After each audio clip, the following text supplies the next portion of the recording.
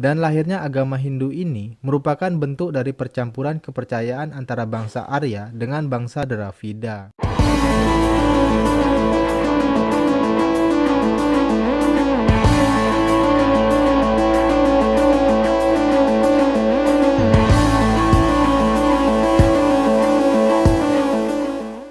Hai historian, kembali lagi di channel Delta Buana.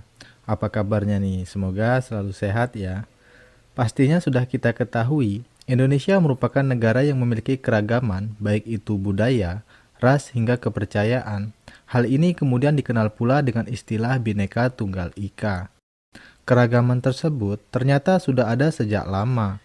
Salah satunya yaitu agama ataupun kepercayaan yang dianut oleh sebagian warga negara Indonesia, yaitu agama Hindu dan juga Buddha. Bahkan jauh sebelum era kolonialisme. Hal ini tentunya bisa dilihat dari peninggalan-peninggalan yang ada, seperti candi, bangunan, serta sejarah yang menjelaskan mengenai kerajaan-kerajaan besar yang bercorak Hindu-Buddha dan sempat eksis di berbagai wilayah Nusantara. Namun, tentu saja agama Hindu dan juga Buddha di Nusantara ini tidak begitu saja. Terdapat proses yang panjang hingga munculnya berbagai teori yang menjelaskan hal tersebut. Dan dalam pembahasan kali ini, kita akan mencari tahu bagaimana sih asal-usul dari agama Hindu dan juga Buddha ini hingga bisa masuk dan juga berkembang di Indonesia, serta sumber ataupun bukti-bukti apa saja yang mendukung hal tersebut. Maka dari itu, siapkan dulu alat tulis kalian karena kita akan segera menuju ke pembahasannya. Oke, let's go. Yang pertama, asal-usul agama Hindu dan Buddha. Sebelum kita membahas bagaimana sejarah agama Hindu dan Buddha di Indonesia, kita membahas terlebih dahulu bagaimana asal-usul dari agama Hindu dan Buddha itu sendiri. Jadi, sejak ribuan tahun sebelum Masehi, di India telah berkembang kebudayaan besar yang letaknya berada di lembah Sungai Indus. Dua pusat kebudayaan di daerah tersebut berada di dua kota kuno yang dikenal dengan nama Mohenjo-daro dan juga Harappa. Pengembangan dua pusat kebudayaan tersebut adalah bangsa Dravida, sekitar tahun 1500 sebelum Masehi. Dan kemudian datanglah bangsa Arya dari Asia Tengah ke lembah Sungai Indus. Bangsa Arya ini datang ke India dengan membawa pengaruh besar seperti tulisan, bahasa, teknologi, hingga kepercayaan. Dan kepercayaan bangsa Arya yang dibawa adalah Veda atau Weda yang nantinya menjadi cikal bakal dari lahirnya agama Hindu. Dan lahirnya agama Hindu ini merupakan bentuk dari percampuran kepercayaan antara bangsa Arya dengan bangsa Dravida. Dalam agama Hindu bersifat politeisme, yaitu percaya kepada beberapa dewa. Dan terdapat 3 dewa utama atau Trimurti yang dipuja oleh masyarakat Hindu, yaitu Dewa Brahmana atau Dewa Pencipta, Dewa Wisnu sebagai Dewa Pelindung dan juga Dewa Shiva sebagai Dewa Pembinasa. Dan ketiga dewa tersebut dikenal dengan sebutan sebagai Trimurti. Sedangkan kitab suci dari agama Hindu ini adalah Weda. Kemudian untuk agama Buddha muncul sekitar tahun 500 sebelum Masehi. Dan pada saat itu, di India telah berkembang kerajaan-kerajaan Hindu yang sangat besar. Salah satunya yaitu dinasti Maurya. Dinasti ini mempunyai raja yang sangat terkenal yaitu Raja Asoka. Kemunculan dari agama Buddha ini tentu tidak terlepas dari tokoh yang bernama Siddhartha Gautama atau dikenal pula dengan nama Buddha Gautama.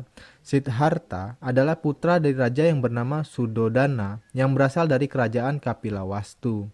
Hingga ajaran ini meluas dan berkembang ke berbagai wilayah, salah satunya yaitu ke Indonesia dan bertahan hingga saat ini.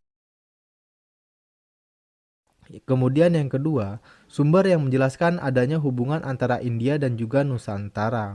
Sebelum kita membahas lebih jauh, baiknya kita mengetahui dari mana sih sumber yang menjelaskan adanya hubungan antara bangsa India dan juga bangsa Indonesia pada saat itu.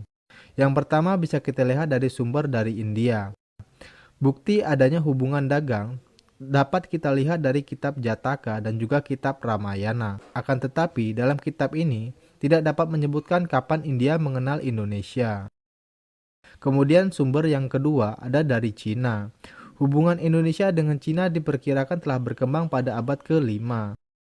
Bukti-bukti yang memperkuat hubungan itu diantaranya adalah perjalanan seorang pendeta Buddha yang bernama Fahien pada sekitar tahun 413 Masehi. Fahien melakukan perjalanan dari India ke Yepoti atau Tarumanegara dan kembali ke Cina melalui jalur laut. Kemudian selanjutnya ada juga dari Kaisar Cina yaitu Wenti yang mengirimkan utusan ke Senpou atau Pulau Jawa. Selanjutnya ada sumber dari Yunani.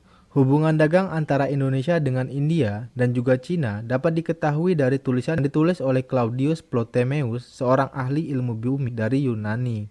Dalam tulisannya yang berjudul Geografik yang ditulis pada abad kedua, Ptolemeus menyebutkan nama Labadio yang berarti Pulau Jelai. Mungkin kata itu ucapan Yunani untuk menyebutkan Yawadwipa yang artinya juga Pulau Jelai. Dalam kitab Ramayana bahwa Yawadwipa yang dimaksud ialah Pulau Jawa. Yang ketiga, masuk dan berkembangnya Hindu-Buddha di Indonesia.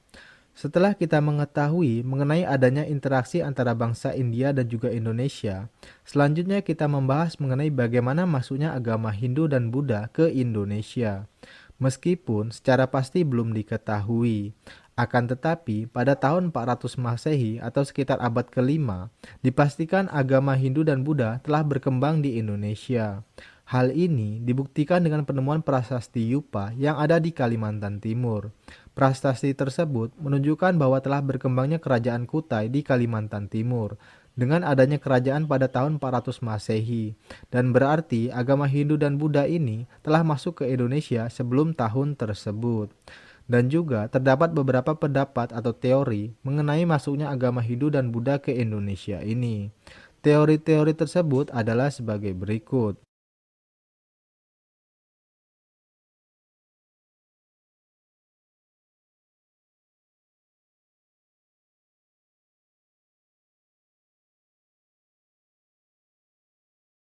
Nah, itulah tadi penjelasan mengenai sejarah Hindu-Buddha di Indonesia.